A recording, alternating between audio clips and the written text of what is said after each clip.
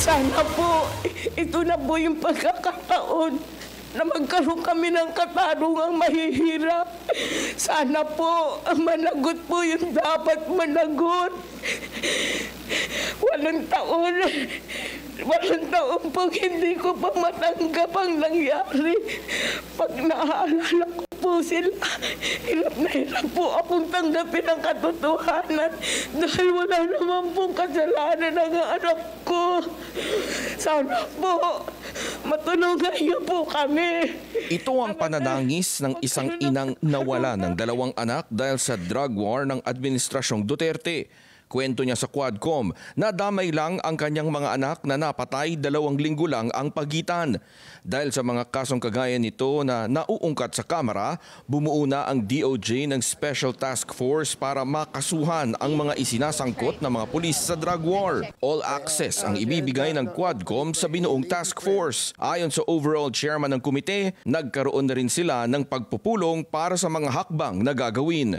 Natutuwa po kami sa Quadcom na meron pong isang special task force na binuo si Secretary Remulla nang sa ganun makatulong din po doon sa mga nabubuksan o hindi kaya yung na lalabas ng Quadcom dito sa aming mga pagdinig.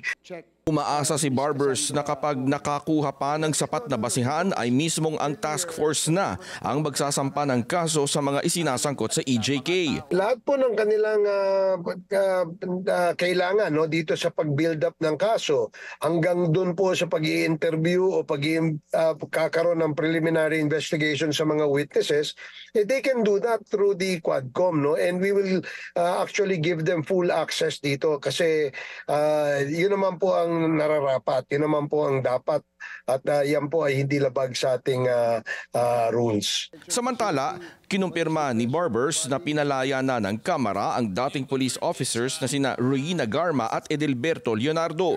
Pero naging matipid ang ibinigay niyang detalye kaugnay dito. Of course, they're both okay. They have already been released from their detention. At meron naman po sila. In fact, nandun nga sila nung hearing nung kahapon.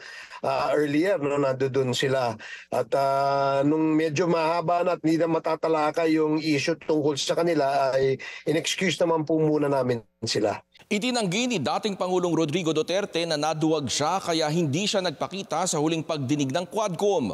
Mura at maanghang na salita ang muling binitiwan ng dating Pangulo laban sa liderato ng komite.